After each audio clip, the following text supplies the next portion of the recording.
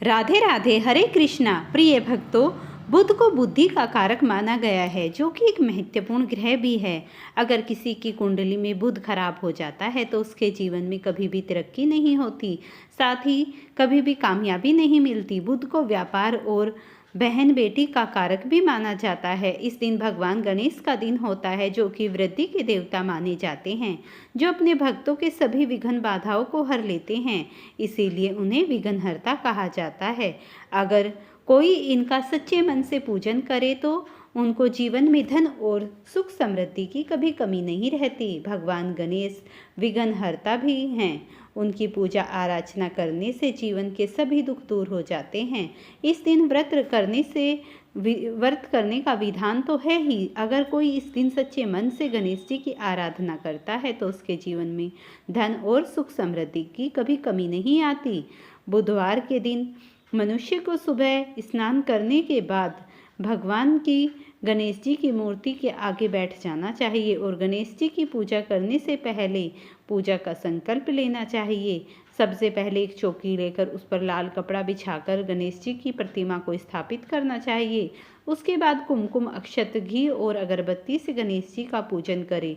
इसके बाद ओम गण गणपताय मंत्र का जप करना चाहिए और फिर गणेश जी की पूजा में तुलसी का प्रयोग न करें। गणेश जी की पूजा में टूटे हुए और गीले चावल का प्रयोग न करें और गणेश जी को क्रोध का सामान बिल्कुल भी समर्पित ना करें। ऐसा करने से गणेश जी का प्रकोप जाग जाता है। अब आप आज की पौराणिक कथा सुनिए। पौराणिक ग्रंथों में बुधवार के व्रत की कथा कुछ इस प्रकार है। बहुत समय पहले की बात है। एक साहूकार का नया नया विवाह हुआ था। उसकी पत्नी मायके गई हुई थी। नया नया विवाह था, नई नई उमंग थी। साहूकार का परिवार भी कुछ खास बड़ा नहीं था। जो रिश्तेदार थे उनके वो बहुत दूर थे। अब साहूकार को अकेलापन खाए जा रहा था। उसे यह नहीं रहा कि साहूकार कहाँ पहुँचा। ससुराल की बड़ी साहूकार को आवक भगत हुई, लेकिन ससुराल में तो अपनी पत्नी से खुलकर बात करना दूर, सूरत देखना मुश्किल हो रहा था। अगले ही दिन साहूकार ने कह दिया कि विदाई की तैयारी कर लीजिए, हमें निकलना है। अब संयोगवश वह दिन था बुधवार का। सास ससुर के समझाने पर बहुत प्रयास किया कि बेटा, आज बुधवार का दिन है, आज के दिन लड़की को विदाई नहीं किया जाता। इस दिन बेटी की विदाई करने का रिवाज नहीं है। बेटी की विदाई किसी भी शुभ कार्य के लिए यात्रा पर जाना बुधवार के दिन शुभ नहीं माना जाता। लेकिन साहूकार नहीं माना और कहा, मैं अब इन सब बातों को नहीं मानता, हमें जाने का आशीर्वाद दीजिए। अब अपने दामाद के आगे सास ससुर की कहाँ चलने वाली थी। मन मौसकर तैयारी करनी पड़ी। बेटी की विदाई कर दी गई और चलते चलते रास्ते में साहूकार की पत्नी को प्यास लग जाती है। साहूकार जैसे पानी लेने के लिए जाता है तो वापस आते ही उसकी हैरानी का कोई ठिकाना ही नहीं रहता। उसने अपनी ही हमशक्ल को गाड़ी में पत्नी की बगल में बैठे देखता है। उसकी पत्नी भी एक शकल के दो व्यक्तियों को देखकर परेशानी में पड़ गई कि उसका पति कौन सा है। जैसे ही साहूकार ने पत्नी के पास बैठे व्यक्ति से पूछा कि वह कौन है, तो वह पलटकर जवाब दिया कि भैया, मैं तो फला नगर का साहूकार हूँ और फला नगर से अपनी पत्नी को लेकर आ रहा हूँ। तुम बताओ, तुम कौन हो जो मेरा वेश धार कर यहाँ आए, कबाब में हड्डी बनने के लिए आ धमके हो। ऐसी बहसबाजी करते करते दोनों में झगड़ा बढ़ गया। झगड़े को देखे हुए राज्य के सिपाही वहां आ पहुंचे और साहूकार को पकड़ लिया। अब सिपाही भी चक्कर में, दोनों की शकल तो एक समान है। उन्होंने साहूकार की पत्नी से पूछा कि उनका पति इनमें से कौन सा है। वह बेचारी क्या जवाब देती।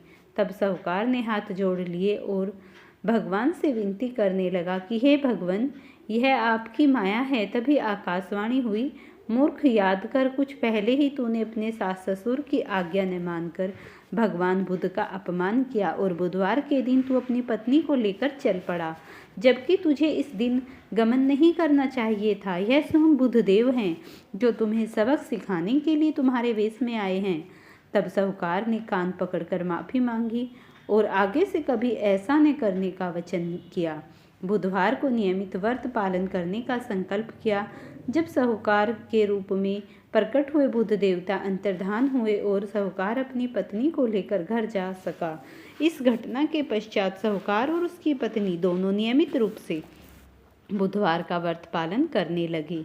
मान्यता है कि जो व्यक्ति इस कथा को कहता है या सुनता है या पढ़ता है, उसे बुधवार के दिन यात्रा करने से किसी तरह का दोष नहीं लगता और समस्त सुखों की प्राप्ति होती है। बुध ग्रह की शांति और सर्व सुख की इच्छा स्त्री पुरुष बुधवार के दिन इस व्रत को कर सकते हैं। ज्ञान, बुद्धि, कार्य, व्यापार आदि में उन्नति के लिए भी बुधवार का व्रत बेहद शुभ और फलदायी माना जाता है। बुधवार के दिन बुद्ध देवता के साथ भगवान गणेश जी की पूजा का विधान है। धार्मिक मान्यताओं के अनुसार विघ्न विनायक गणेश जी को लाल रंग बहुत ही प्रिय है। ऐसे में उनको लाल रंग के फूल चढ़ा सकते हैं। उनकी पूजा में गुड़हल लाल गुलाब का फूल अर्पित करना चाहिए। इसके अलावा आप गेंदे के फूल भी उन्हें समर्पित कर सकते हैं। प्रेम से बोलिए श्री गणेश भगवान की जय हो। अब आप गणेश जी की पौराणिक कथा सुनिए। गजामुख राक्षस और गणेश जी का युद्ध। पौराणिक कथाओं के अनुसार एक समय गजमुख नाम का एक अत्यंत शक्तिशाली राक्षस था।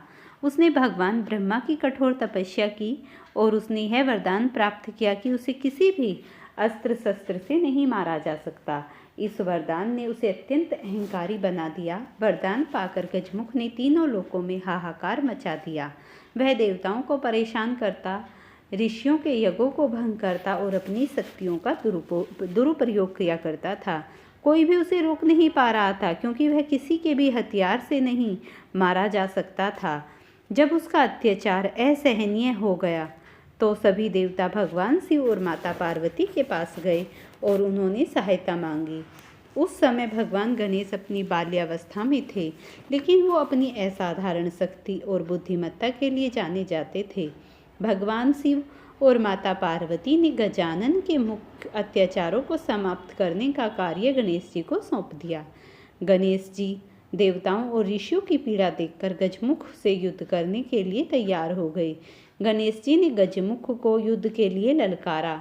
गजमुख ने गणेश जी को एक छोटा बालक समझकर उनका उपवास किया, लेकिन जब युद्ध शुरू हुआ तो गजमुख को गणेश जी की असली शक्ति का आभास हुआ।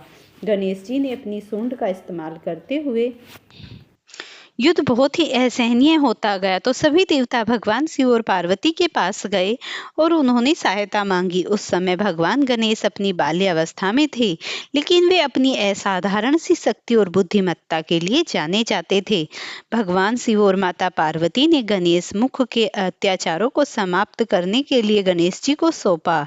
गणेश जी देवताओं और ऋषियों की पीड़ा देखकर गजमुख से युद्ध करने के लिए तैयार हो गए। गणेश जी ने गजमुख को युद्ध के लिए ललकारा।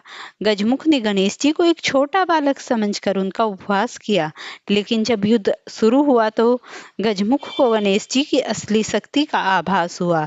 गणेश जी ने अपनी सूंड का इस्तेमाल करते हुए गजमुख को बार बार पटका।